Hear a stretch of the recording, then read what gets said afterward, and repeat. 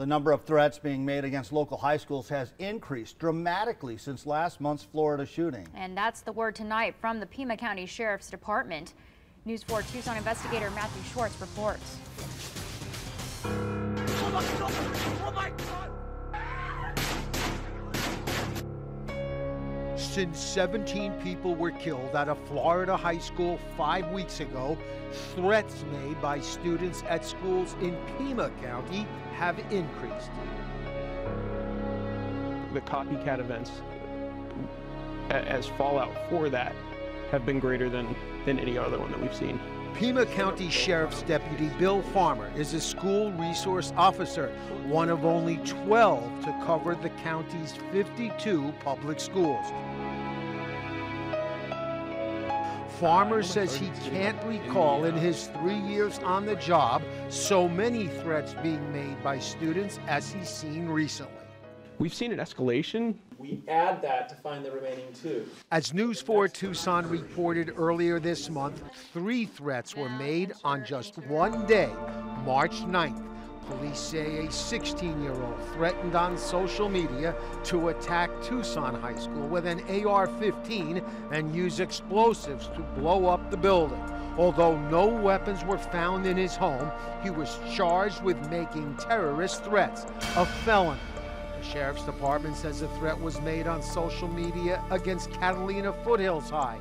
A 14-year-old was arrested and charged with interference with or disruption of an educational institution, also a felony.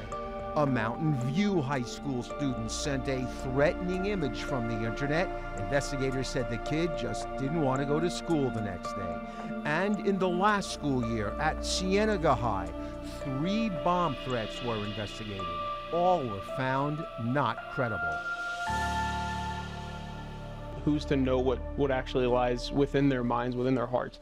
But oftentimes what we're getting from them is that they wanted attention, that it was a result of conflict, and they really wanted to alert a person. We need a heavy-duty investment in student support services, more social workers, more psychologists, more counselors, working with some of these disaffected youth. The threats, of course, cannot be ignored, but they cause major disruptions for school staff and law enforcement, whose response to real service calls could be affected. Charges can range from a misdemeanor to a felony, depending on the nature of the threat, what exactly was said or written, and other factors investigators uncover. Is there anything that parents can or should do? It would be beneficial for parents to have that conversation with their kids that, hey, this is a real thing. Oh my God. This is a real tragedy. These things really happen. We don't threaten them. We don't talk about them. We certainly don't say that we're going to be the ones to commit them, because there are long-lasting consequences that yields. Oh my God. Oh my God.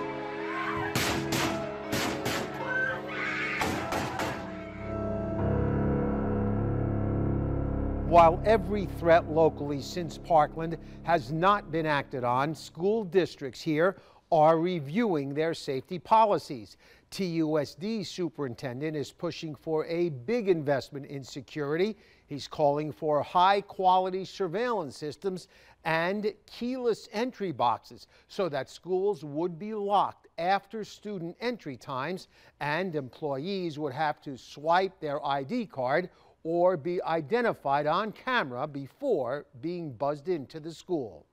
If you have a story you'd like us to investigate, email us at investigators@kvoa.com or call 955-4444. Investigating for you, Matthew Schwartz, News 4 Tucson.